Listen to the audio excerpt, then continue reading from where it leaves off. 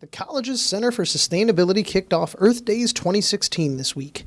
The event focuses on how to give back to the planet we call home and began on Monday with Epicenter, a student-centered conference focusing on reuse. Urban Lumber co-owner and keynote speaker Tim O'Neill shares how his company got its start and how they repurpose discarded trees. Grew up with a ecological conscience, and that's a very important part of my life. I don't think universally most people hate waste, and most people like beauty, and so what I'm trying to do is take stuff from the waste stream and offer it to people in the form of a beautiful product that they can have in their home.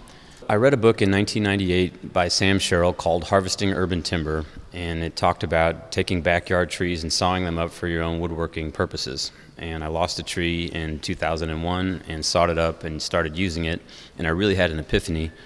After that, I started grabbing trees wherever I could and drying them and using them in projects for myself and for clients. And then in 2005, it dawned on me that I could sell this lumber to my friends, other woodworkers. And that was kind of the inception of the idea. While it began in 2005, it really wasn't a full-blown operation until I partnered with Missouri Organic in 2012, and we opened our showroom in 2014.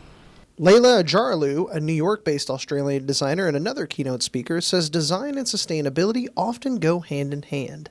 I am a sustainability provocateur, designer and sociologist, and I'm nerdily obsessed with trying to figure out how the world works so that we can change it for the better of our entire species. I run design agencies that are interested in reconfiguring the way we see the world, but also using design as a catalyst for social change, because design is this incredible silent social scripter that influences our every single waking moment, from the moment we're born to the moment we die. And we often don't realize how much it can affect our happiness or our contentment, but also the way it can affect our sustainability as individuals. So designers are in this really powerful role, but also consumers are in this position of helping to influence the direction of designed artifacts and the experiences we have.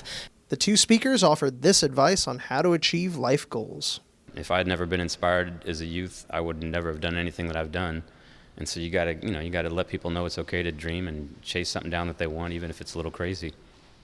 I'd just like to say that I think that there's a prevailing myth that one person can't make a difference, that individuals don't have power, that ultimately change is something that government has to do, and I think that's complete and utter bull, because ultimately every single massive change that has happened in our society has come through individuals questioning the mainstream, and not questioning it in a way that is disrespectful usually, but it is one that is actually reflective, and say, well, hang on, do we really want this? And ultimately the end point, like where we're going to end up, is dictated by the decisions and actions that we take today. So the future is not already written or defined. The future is the outcome of our production as humans. So we have the opportunity to make the kind of future that we want to live in. Earth Days 2016 continues at the college with events through April 23rd.